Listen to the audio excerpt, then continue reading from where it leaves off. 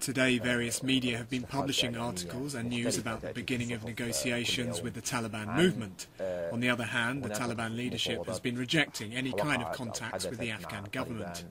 My question to you as the High Peace Council chairman is, do you have any direct or indirect contacts with Mullah Omar, and did the latter give his principal agreement to participate in the peaceful negotiations?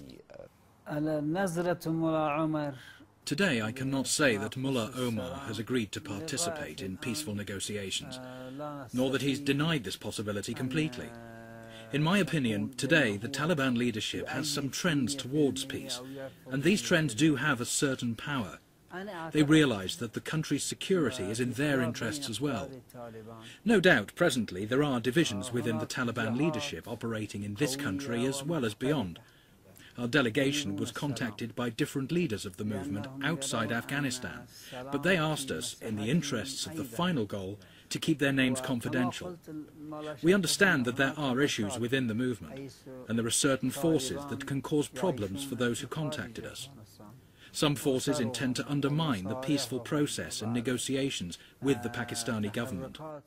About 2 months ago, Afghanistan entered a new period of possible withdrawal of the international forces from their territory. Do you think that in 2014, when the coalition forces are withdrawn as promised, the country will plunge into an even worse war, a civil one? I've no doubt that during that period we will manage to consolidate our armed forces and police and resolve our problems and disagreements with the Taliban movement and other armed groups operating in the country. The troops' withdrawal will certainly take place, and perhaps certain difficulties will arise, in order to resolve which we should settle our issues with the Taliban as soon as we can. Certainly the people of Afghanistan do not want foreign troops to remain in our country, and we don't want our nation's security to depend upon a foreign military presence. It's unacceptable for the people of Afghanistan. However, considering the critical security situation in our country, the lack of stability and the continuing armed clashes, we have to tolerate the foreign military presence in Afghanistan. I've already emphasized that there would have been no civil war in Afghanistan and no problems with the Taliban, if not for the numerous invasions by foreign countries. After all, the people of Afghanistan had managed to live for centuries without such infighting. In any case, we would like our country to have peace and stability even prior to the withdrawal of international troops. We want our army and our police to assume full responsibility for providing security in our country. How do you view the future of Afghanistan and the prospects of peace?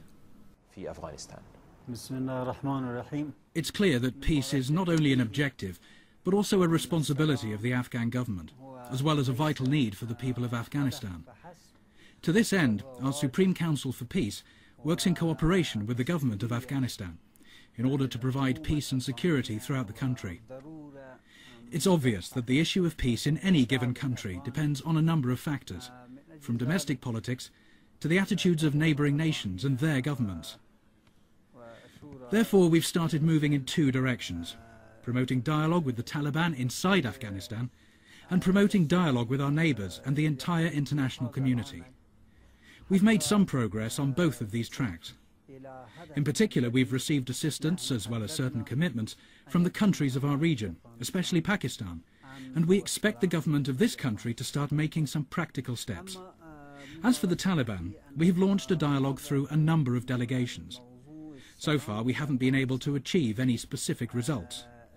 The biggest challenge for us in this case is the issue of representation on the part of the negotiators on either side. And again, a lot depends upon Pakistan's attitude in this respect. As soon as the government of Pakistan decides that it's time to seriously tackle the issue of peace in Afghanistan and undertake the task of providing their assistance and protection to our country, I'm sure the peace process will be out of deadlock.